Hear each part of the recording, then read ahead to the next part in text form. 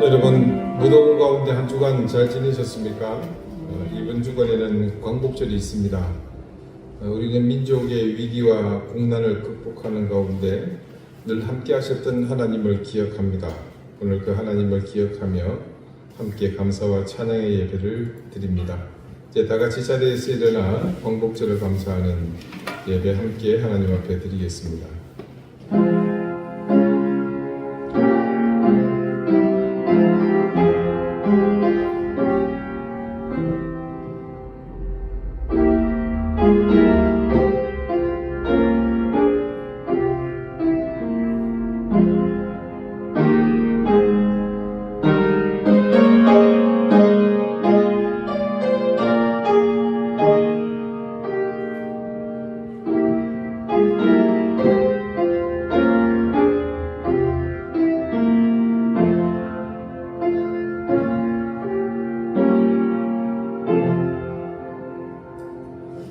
여호와 우리 하나님이여, 우리를 구원하사 여러 나라로부터 모으시고 우리가 주의 거룩하신 이름을 감사하며 주의 영예를 찬양하게 하소서.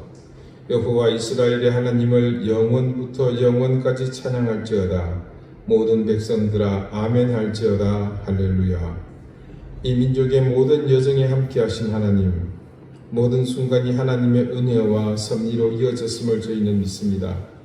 그리고 그 하나님께서 이 순간도 이 민족을 불꽃 같은 눈으로 지켜보고 계심을 믿습니다. 오늘 이 땅의 교회가 모두 하나님의 그런 은혜를 생각하며 한 마음으로 엎드려 겸손히 경배하기를 원합니다. 우리의 욕망과 탐욕이 지배하는 그런 신앙이 아닌 정직하고 올바른 신앙과 믿음으로 온전히 하나님을 예배하는 이 날이 되게 해주십시오. 그리하여 하나님의 거룩함이 살아 숨쉬는 나라, 불의와 거짓이 물러가며 하나님의 공의가 강물같이 흐르는 나라가 되게 하여 하나님을 더욱 영화롭게 만드는 그런 이 나라, 이 교회 되게 해 주십시오. 우리를 영원한 생명과 자유의 나라로 이끄시는 거룩하신 예수 그리스도 이름으로 기원하옵나이다. 아멘. 2장 함께 찬송하겠습니다.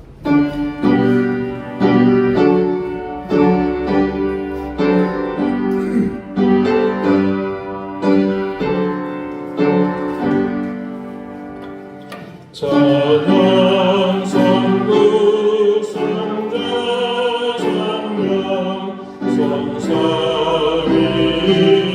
찰때 영원 무궁하기까지 영광을 돌리세.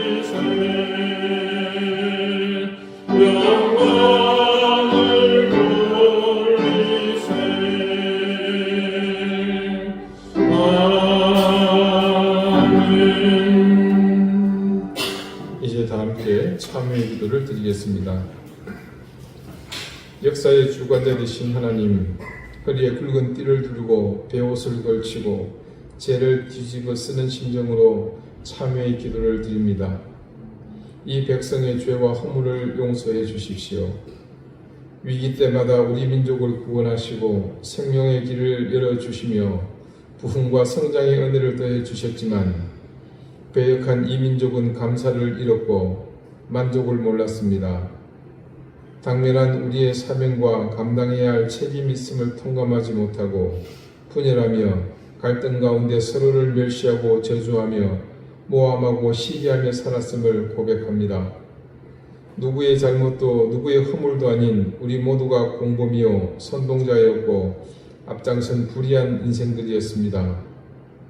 주님이 세우신 교회마저 어둠 속에서 빛을 내지 못하고 세상의 소금이 되지 못했고 부패하고 무능하며 욕망에 찌들린 불의한 삶이 일상이었기에 우리는 이 세대의 범죄 속에 헤어나지 못했고 불의 가운데 함께 물들어가고 있었습니다.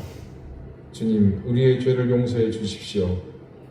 열강을 탓하고 동족을 탓해본들 그것이 누구의 잘못도 아니라 우리 스스로의 허물임을 온전히 깨달아 그 깨달음 앞에 주님께 엎드리오니 주님, 우리의 허물을 용서해 주시고 이 민족을 불쌍히 여겨 주십시오. 이제는 하나님과 나만이 하는 은밀한 죄를 생각하며 계속해서 침묵 가운데 참회의 기도를 드립니다.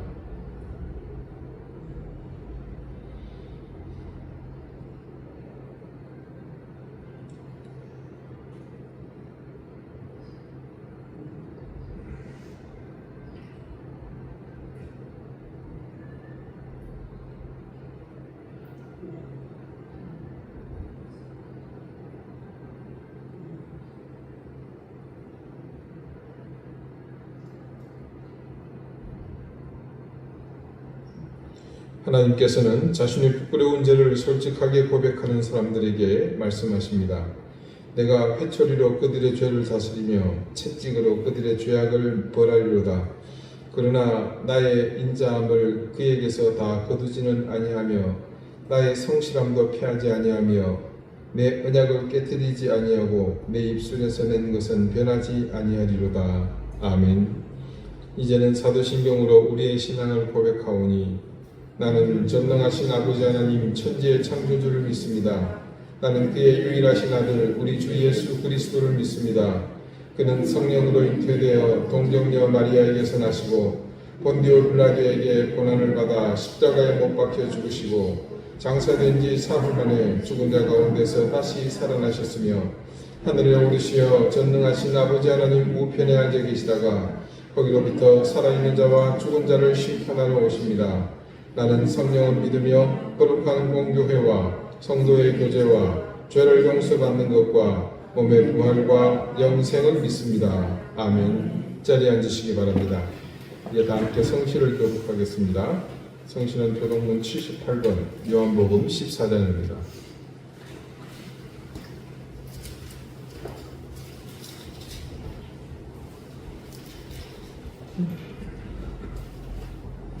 너희는 마음에 근심하지 말라. 하나님을 믿으니 또 나를 믿으라. 내 아버지 집에 여러 곳이 많다. 그렇지 않으면 너희에게 이르렀으리라. 내가 너희를 위하여 거처를 예비하러 가노니 가서 너희를 위하여 거처를 예비하면 내가 다시 와서 너희를 내게로 영접하여 나 있는 곳에 너희도 있게 하리라. 내가 어디로 가든지 그 길을 너희가 아느니라. 도마가 이르되 주여 주께서 어디로 가시는지 우리가 알지 못하거늘 그 길을 어찌 알겠사옵니까? 예수께서 이르시되 내가 곧 길이요 진리요 생명이니 나를 말미암지 않고는 아버지께로 올 자가 없느니라. 아멘. 기도드리겠습니다. 한동안 폭염주의보가 매일 내려지더니 어제는 밤새 많은 비가 내렸습니다. 쏟아지는 태양, 바다가 부르는 젊음의 계절, 우리가 아는 여름에 대한 온갖 수식어보다는 이제 여름은 온통 도를 넘은 더위와 습기, 그로 인한 짜증과 고통, 그리고 그것을 감당해야 할 인내의 계절이 되어버렸습니다. 올해는 유독 자연재해가 많은 해였습니다. 그래서 무더위는 더 고통스러웠고 수해와 폭염의 현장은 신음소리가 가득했습니다. 하나님, 이 땅을 불쌍히 여겨주십시오. 하나님의 인자와 자비로 어리석은 인생들을 돌봐주시고 위로와 소망을 더해주시기를 간절히 빕니다. 이 민족에게 광복의 은혜를 허락하셨던 하나님, 간절히 바라옵기는 하나님이 이 민족 위에 베풀어 주셨던 광복의 은혜 속에 담긴 뜻을 왜곡하지 않고 고귀하게 간직하게 해 주십시오. 어리석게도 광복을 통해 교훈을 얻기보다 과거로 끊임없이 회개하며 원망과 저주로 일관해온 지난날의 태도에서 제발 성숙하게 나아갈 수 있게 해주십시오. 원망은 반복하는 어리석은 자기 연민일 뿐임을 깨닫고 다시는 광복이 필요한 일이 없도록 우리가 스스로 부국 자강의 길로 나가는 발판으로 삼는 성숙한 지혜가 있게 해주십시오. 하나님, 이 시대에 그리스도인으로 사는 것이 이전과 달리 훨씬 더 어려운 시절이 되어버렸습니다. 우리는 이제 더 많은 사명과 책임감을 갖는 신앙의 삶을 살아야 하며 교회에 대한 따가운 시선 속에서 외롭고 고독한 길을 가야 합니다. 누구의 책임도 아니고 누구의 잘못도 아닌 오로지 우리가 지금껏 정직하지 못한 신앙과 바르지 못한 믿음 생활을 해온 것에 대한 대가임을 깨닫고 성경 말씀의 가치를 다시 회복하는 길로 성실히 나가게 해주십시오. 주님, 세상은 지금 어느 때보다 공의와 양심을 필요로 하는 시대가 되었습니다. 양심의 소리, 정의와 공정을 부르짖는 일에 게으르지 않게 하시고 불법과 비양심, 불의와 거짓 선동을 일삼는 무리들이 더 이상 이 세상에 설 곳이 없도록 인도해 주십시오. 이 시대 속의 모든 교회가 이 사명을 바로 깨닫게 하시며 이제껏 생각대로 욕심대로 개교회주의를 지향하며 살던 습관을 버리고 하나님께서 명하시는 실패와 후퇴의 길을 당당하게 갈 수 있게 해주십시오. 오늘 이 시간 주님 앞에 더욱 겸손한 마음으로 겸비하여 예배 드립니다. 오늘 예배를 통해 이 혼돈 속에 우리에게 길을 보여주시고 짙은 어둠 속에 빛을 비춰주십시오. 우리 사랑하는 이든교회 교우들을 기억하시고 저들을 지켜주시기를 간절히 구합니다. 무엇보다 병마로 고통받는 가족들을 치유해 주시고 회복해 주십시오. 사랑하는 자녀들의 앞길을 인도해 주시고 그 자녀들을 굳건히 붙잡아 주십시오. 어려운 생업의 현장을 지켜주시고 사랑하는 가족들의 모든 형편이 나아지게 해주시기를 구합니다. 오늘도 이 땅 제주를 긍휼히 여겨주시고 이곳에 세워진 교회들이 이 땅을 잠식한 귀신의 권세를 몰아내고 생명과 구원의 땅으로 이 땅을 새롭게 만들어가는 그 사명을 감당하게 해주십시오. 세계 각처 전쟁으로 셀 수도 없는 생명이 사라지고 있는 그 분쟁들이 속히 평화로 이어지게 도와주시고 인간의 욕망을 끝없이 뿜어내는 모든 분쟁의 현장에 평화의 은혜를 더해 주십시오. 오늘 이 예배를 주님께서 기쁘게 받으시며 하늘의 신령한 은혜와 귀한 복으로 이 시간 우리에게 내려와 주십시오. 겸손한 마음과 가난한 심령으로 주님만을 바라보니 주님 우리를 불쌍히 여겨 주십시오. 예수 그리스도 이름으로 기도드립니다. 아멘.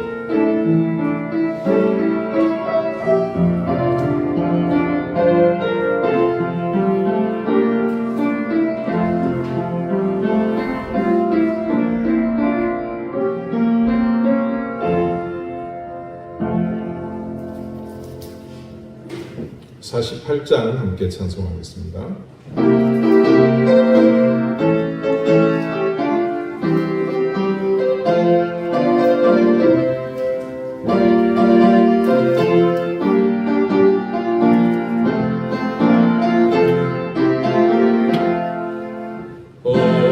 거룩하신 주 하나님 모든 영광 받으소서.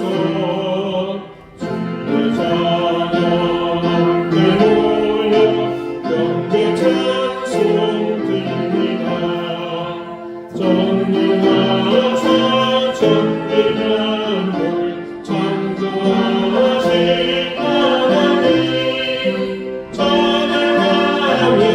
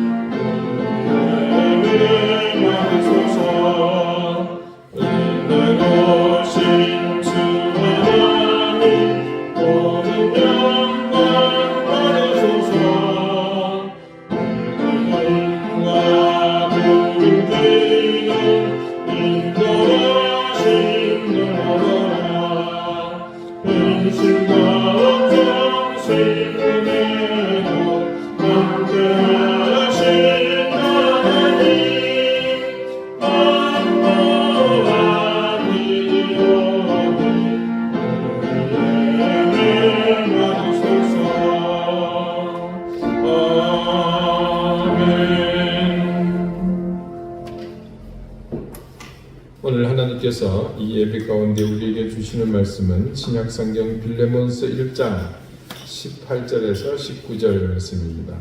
신약 351쪽입니다.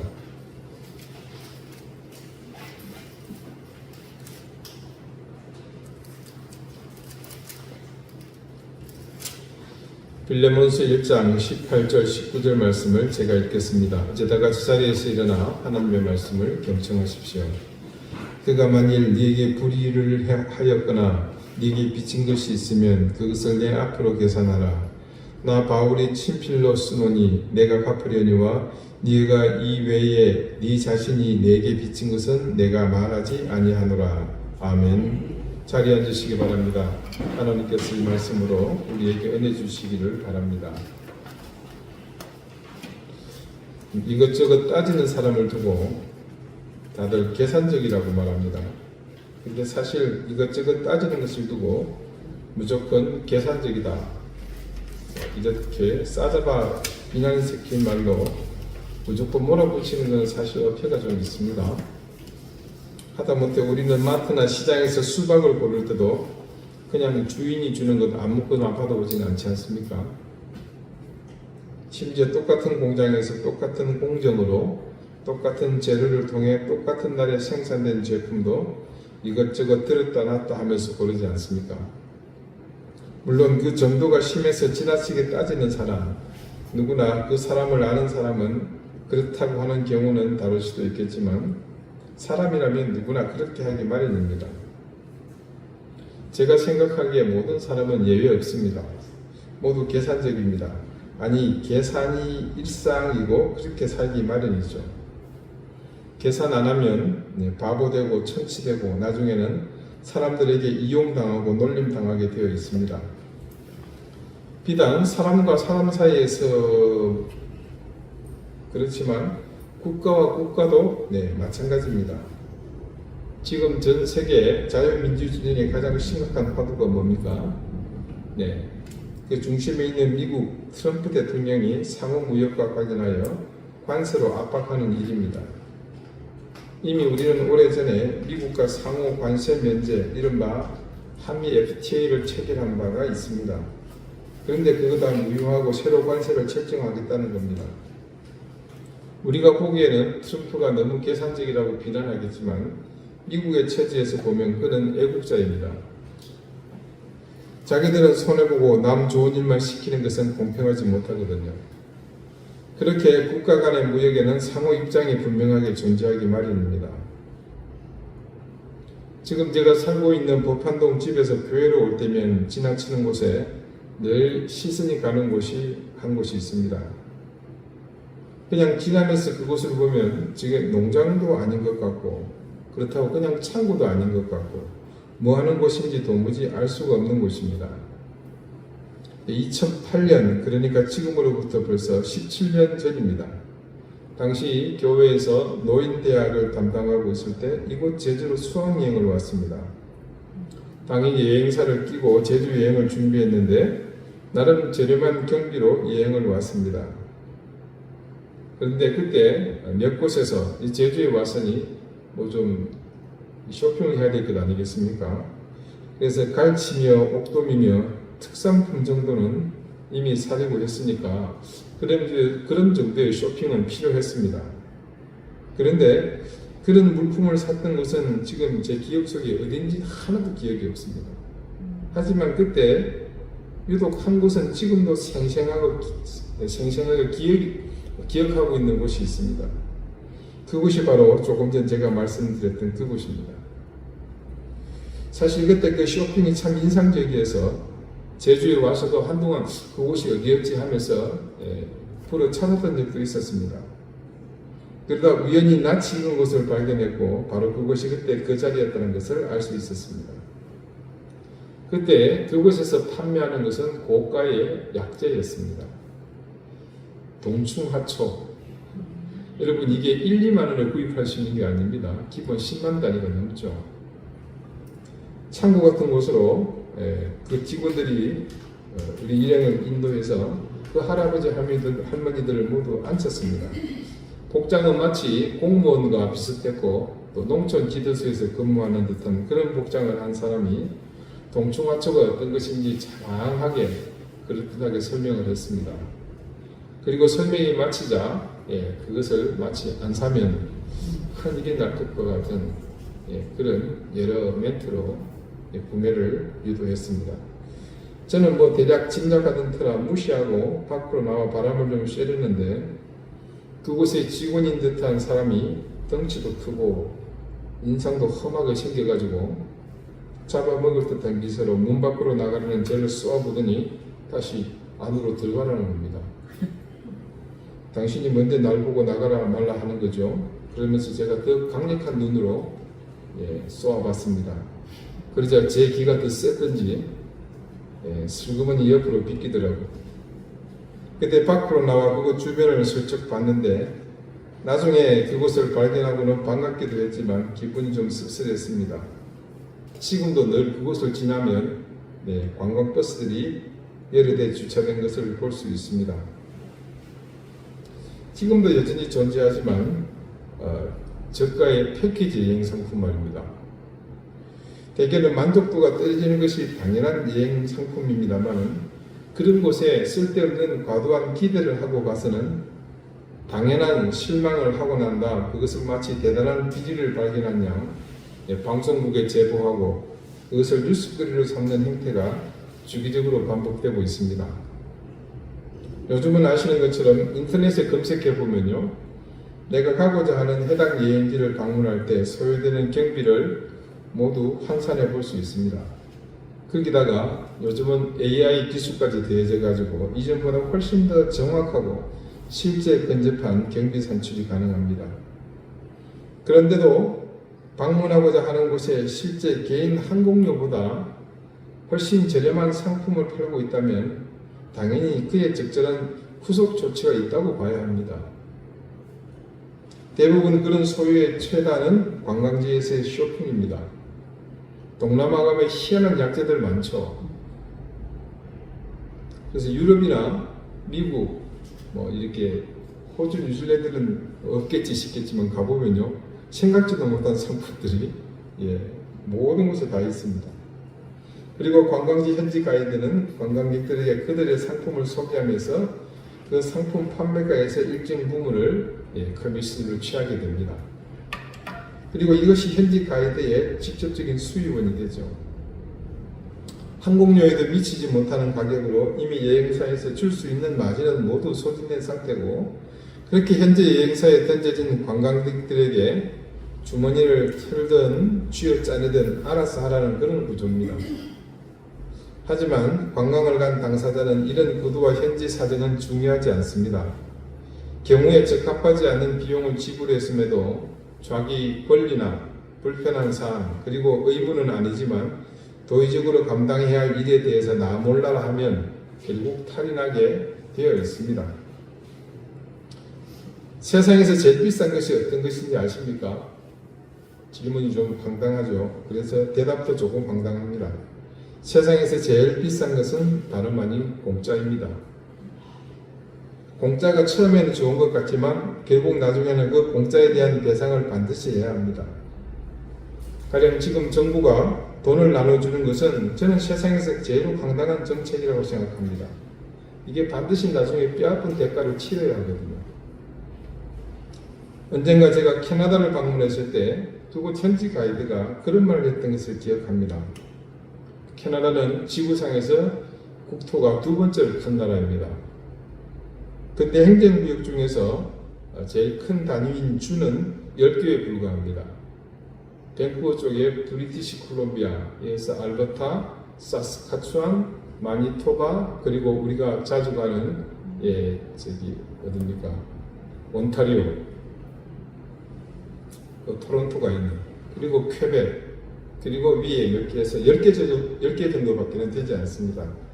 그 중에 이 알버타주를 지날 때 가이드가 이곳은 석유가 많이 난다고 하더라고요.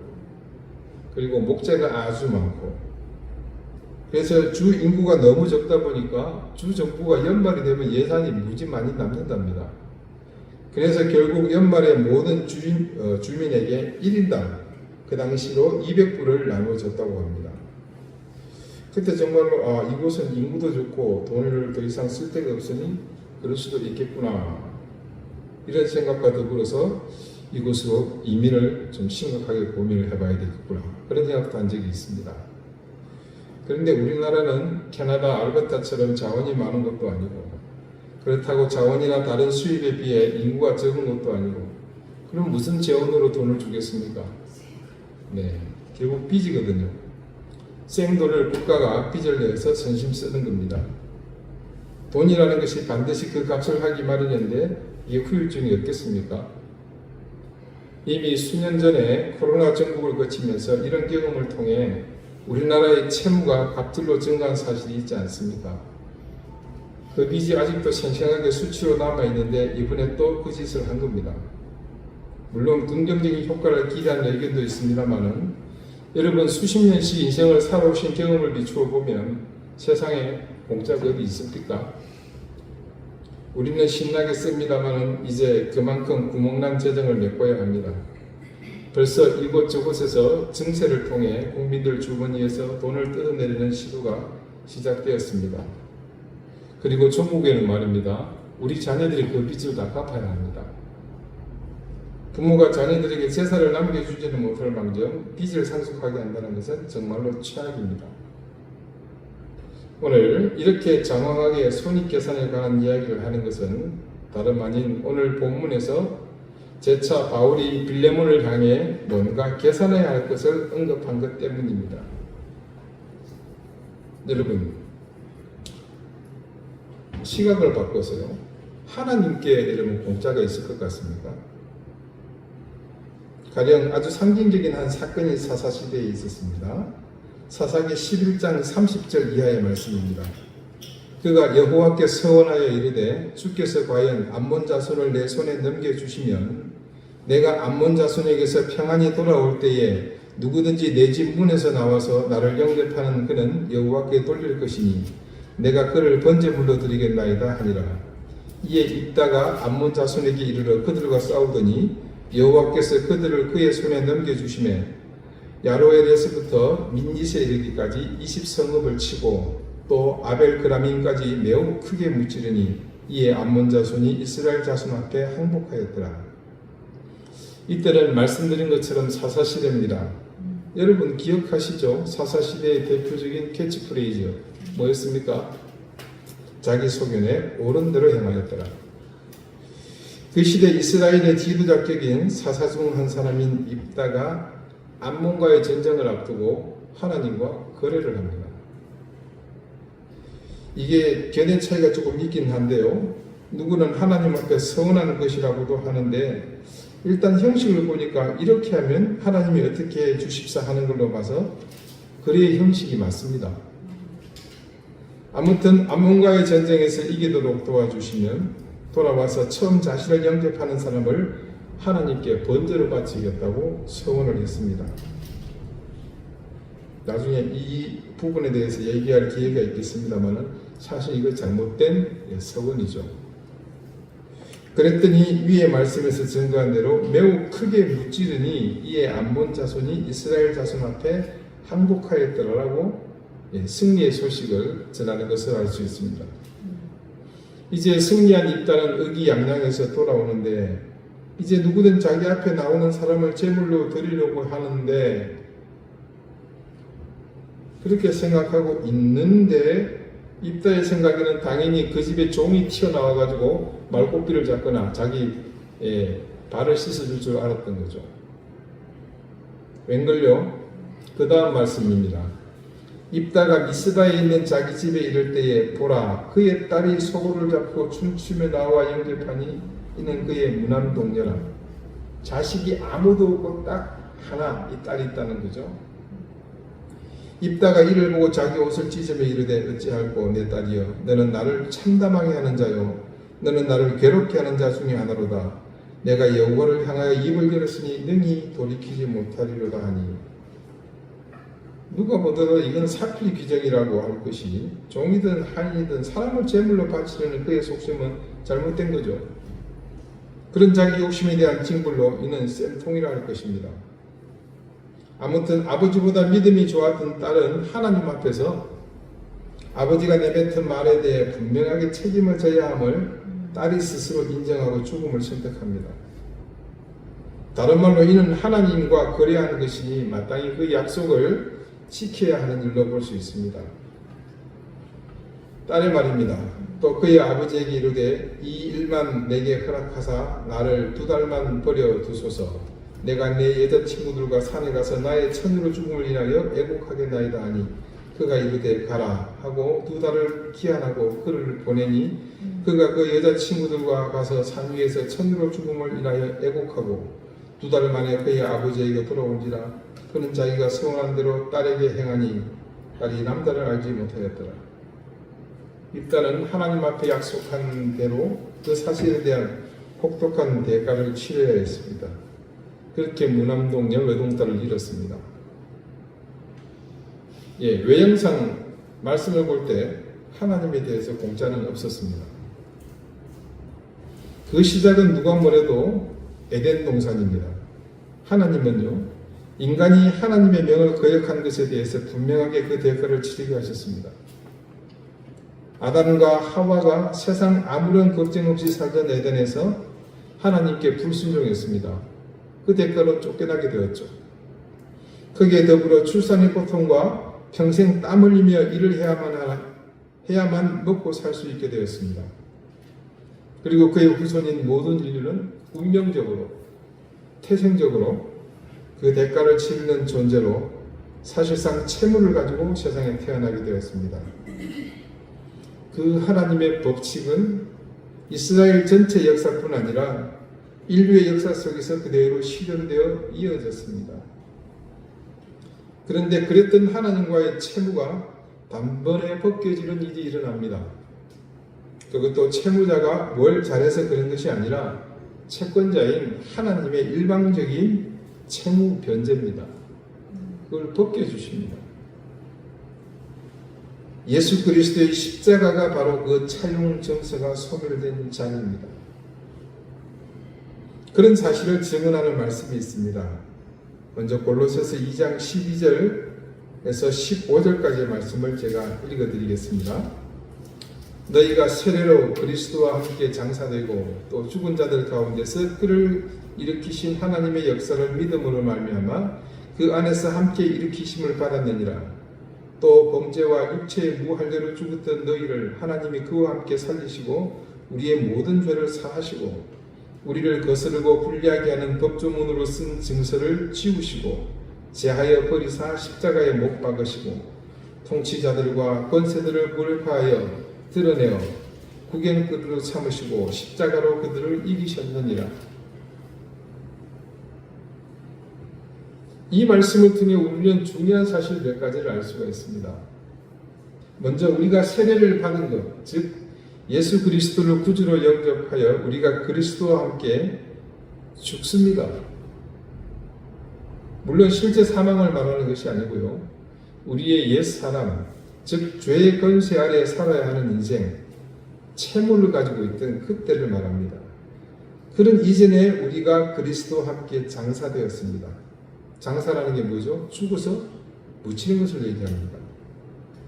그런데 그런 우리가 예수 그리스도를 죽어서 매장된 곳에서 살리신 하나님의 역사를 믿음으로 그 믿음 안에서 다시 일어나게 되었습니다. 어떻게 해요? 예수 그리스도와 함께 부활하게 되었다는 말인데, 즉 이전에 죄의 권세 아래 있던 그 채무자의 인생이 아닌 하나님의 주권 아래 거하는 생명이 있는 자녀의 인생으로 새롭게 태어났다는 겁니다. 그렇게 태어난 우리, 즉 예수 그리스도를 구주로 영접한 우리의 모든 죄가 용서되었습니다. 그리고 그런 사실을 구체적 행위로 규정하고 있는데, 그런 사실을 14절에 이렇게 증언합니다. 우리를 거스르고 불리하게 하는 법조문으로 쓴 증서, 뭡니까? 우리가 죄에 대한 채무를 가지고 있는 거죠. 그거를 지우시고 제하여 버리사 십자가에 못 박으시고.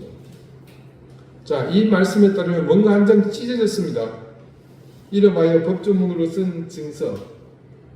이건 공중의 권세 잡은 악한 영이 가지고 있던 노비 문서, 죄의 종로로 타는 우리의 명부였습니다.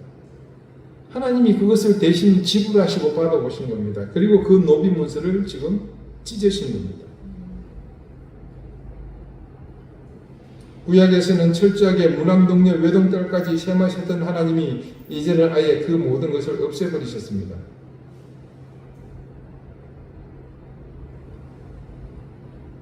이 말씀이 수록된 골로새서는 바울이 골로새에 보낸 편지글입니다. 그는 하나님이 예수 그리스도의 십자가를 통해 이루신 것들이 어떤 것인지 그 실체를 분명하게 알고 있었습니다. 그래서 오늘 자신이 그렇게 하나님으로부터 받은 바 은혜, 그리고 그 은혜를 주시기 위해 기꺼이 제물이 되어 주시고 십자가를 지셨고 마침내 목숨까지 내어주신 예수님의 그 사랑을 받은 자로서 제자인 빌레몬에게 요청하고 있는 겁니다. 어떤 것이 되었건 계산할 것이 있으면 모두 내게로 돌려라. 지난주 말씀에서도 보았지만 바울의 이런 행동은 철저하게 주님의 가르침을 그가 배우고 몸으로 익혔기 때문입니다. 바울이 주님으로부터 배운 것, 그 실체를 바울은 빌립보서 2장 6절 이하에서 이렇게 증언합니다. 그는 근본 하나님의 본체시나 하나님과 동등됨을 취할 것으로 여기지 아니하시고 오히려 자기를 비워 종의 형체를 가지사 사람들과 같이 되셨고 사람의 모양으로 나타나사 자기를 낮추시고 죽기까지 복종하셨으니 곧 십자가에 죽으심이라. 생각이 초점에 다를 수 있을지 모르나 분명한 것은요, 성부 하나님께서 당신이 직접 하시지 않고 아들에게 힘든 고된 일을 미룬 것처럼 보일 수 있습니다. 그러나 결과적으로 이 자기 비하 케노시스의 말씀에 따르면 이는 분명 하나님의 결단이라는 것이 명확합니다. 그리고 그에 대해 그분의 절대 순종이 이 놀라운 역사를 완성했다는 사실을 알 수 있습니다. 십자가를 통해 하나님이 우리 인간의 모든 죄에 대한 부채를 소멸해 주신 것을 바울은 빌립보 교회에 보내는 편지를 통해 이렇게 그 실체를 증거했습니다.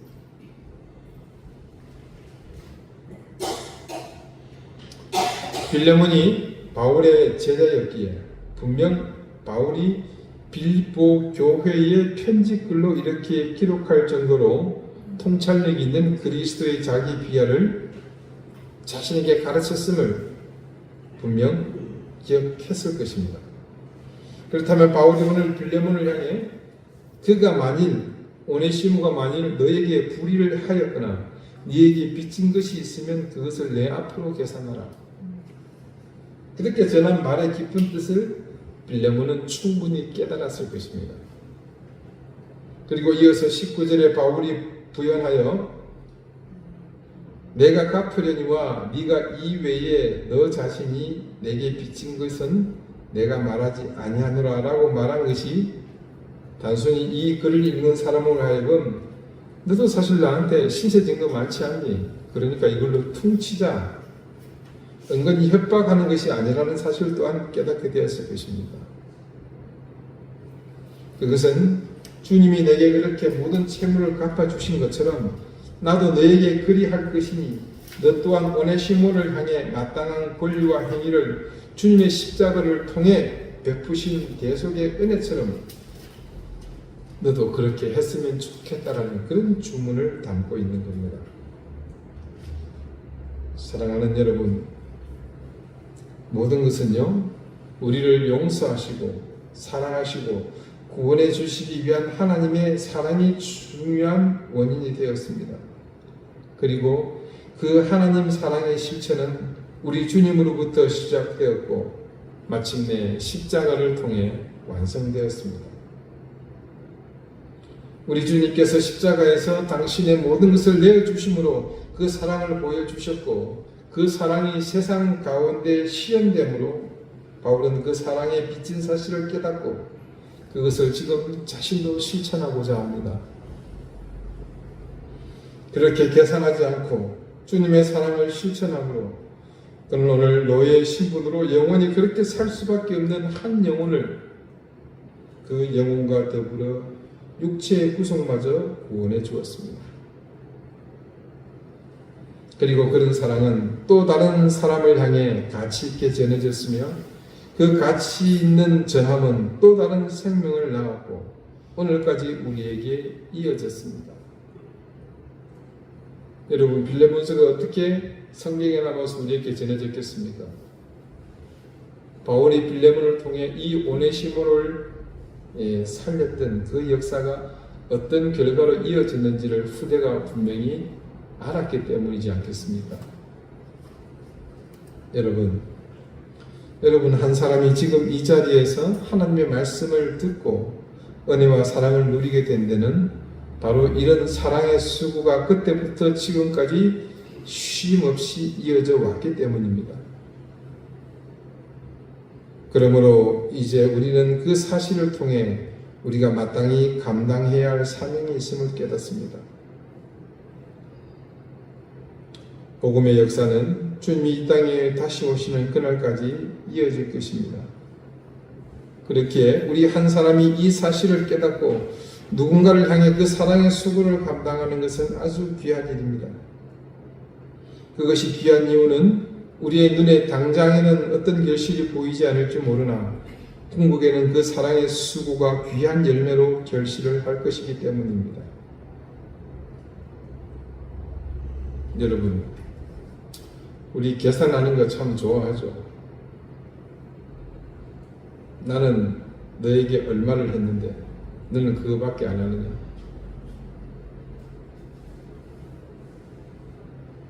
여러분의 손에 무엇이 쥐어지게 되면 우선 이것저것 손익을 따지며 계산하기 전에 우리를 위해 모든 채무를 감당해 주신 주님의 은혜가 있음을 항상 먼저 생각하시기를 바랍니다.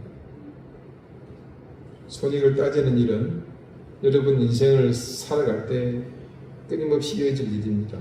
그때마다 우리가 그 손익을 생각하면서 우리를 향해 채무를 변제해 주신 하나님의 은혜를 떠올릴 수 있기를 바랍니다. 우리가 진정 하나님의 그 사랑을 깊이 우리의 인생에 아로새긴다면 우리는 계산하기 바쁘던 이전의 삶에서 더욱 귀하고 복된 생명을 살리는 일에 참여하게 될 것입니다. 그래서 여러분의 그런 귀한 참여는 더 많은 생명을 살리는 사랑의 힘이 될 것이고 그 힘은 또 널리 퍼져서 많은 곳에 심겨지고 그곳에 심겨진 씨앗들이 자라 무성하게 많은 열매를 맺는 놀라운 일로 이어지게 될 것입니다. 기도드리시겠습니다. 하나님, 우리는 모두가 하나님께 채무를 가진 존재, 즉 죄를 안고 태어난 사람들입니다. 그래서 우리가 가야 할 곳은 죽음의 최종 종착지인 지옥의 권세 아래였습니다. 그러나 하나님은 그 채무를 당신께서 친히 십자가에 달리시고 물과 피를 모두 쏟아내어 우리의 죄에 대한 대속의 제물이 되어 주셔서 변제해 주셨습니다. 하나님의 그런 변제해 주신 은혜와 죄의 권세에서 벗어난 사람들은 그 사랑을 또 실현하였고 증거함으로 오늘에 이르기까지 이 땅에 그 은혜의 역사가 이어져 왔습니다. 하나님, 우리가 습관이 된 계산하는 일들을 이제 주님의 은혜를 바라보는 삶으로 전환하게 해 주십시오.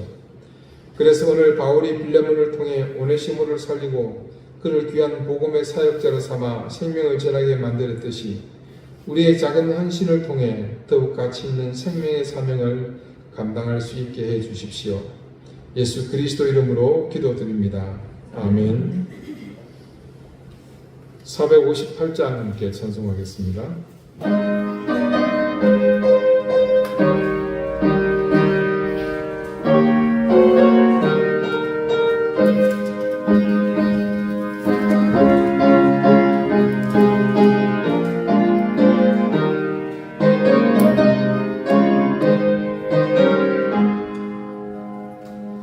마음의 슬픔이 가득할 때 제가 위로해 주시리라.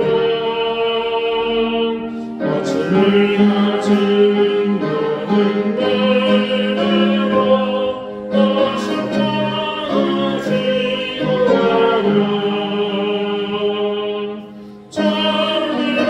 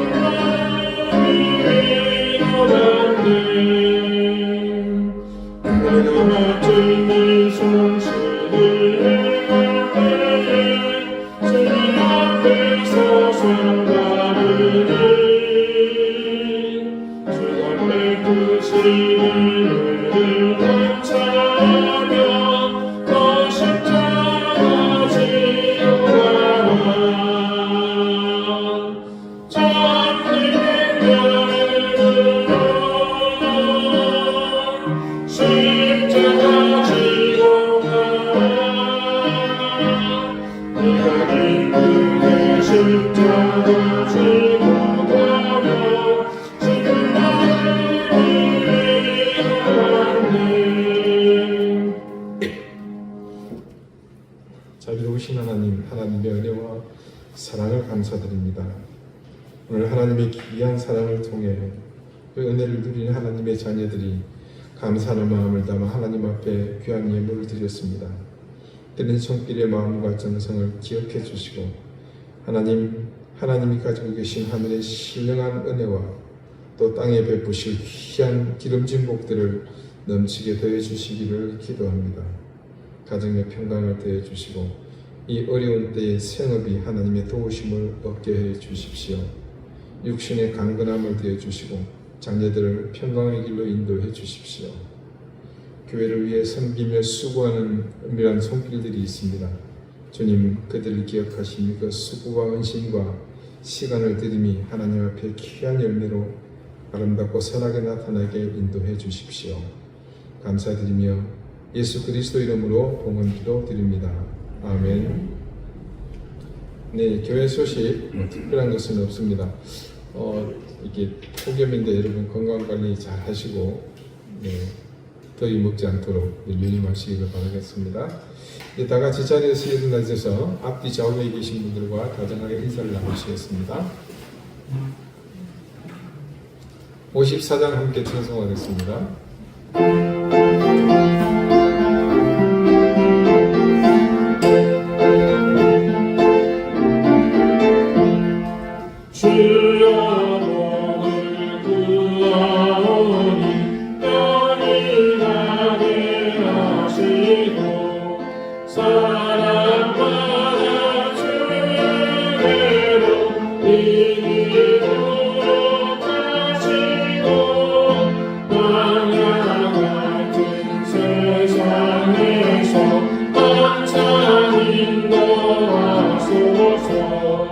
주의 복된 말씀 듣고 또한 감사합니다. 구원받은 주의 성도 열매 맺게 하시며 하나님이 우리 함께 항상 계시옵소서.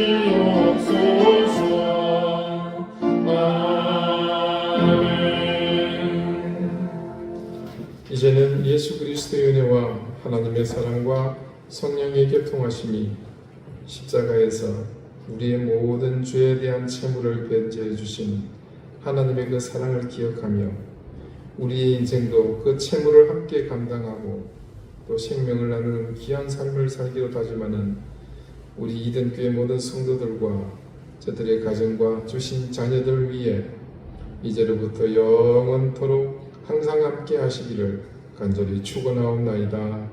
아멘.